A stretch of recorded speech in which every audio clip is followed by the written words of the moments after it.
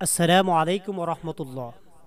প্রিয় দেশবাসী, আপনারা সকলেই জানেন বর্তমানে বাংলাদেশের এক বড় আতঙ্কের নাম বিষধর রাসেল ভাইপার সাপ, যা খুব দ্রুতই ছড়িয়ে পড়ছে সারা বাংলাদেশে।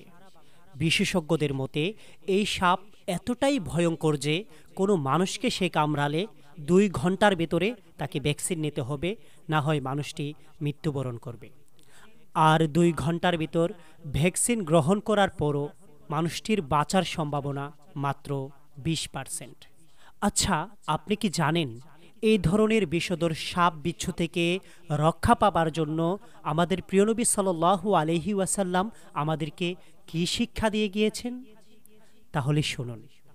হজরত আবু হুরাইরা রাজিয়াল্লাহু তাআলা আনহু থেকে বর্ণিত, নবী করিম সাল্লাল্লাহু আলাইহি ওয়াসাল্লাম বলেছেন, যে ব্যক্তি সকাল এবং সন্ধ্যায় 3 বার করে এই দোয়াটি পাঠ করবে, পৃথিবীর কোনো বিষধর সাপ বিচ্ছু তাকে ধ্বংস করতে পারবে না। দোয়াটি হচ্ছে আউযু বিকালিমাতিল্লাহিত তাম্মাতি মিন শাররি মা খলাক। ভিডিওটি যদি আপনার কাছে ভালো লেগে থাকে তাহলে অবশ্যই ছড়িয়ে দিবেন সকলের মাঝে।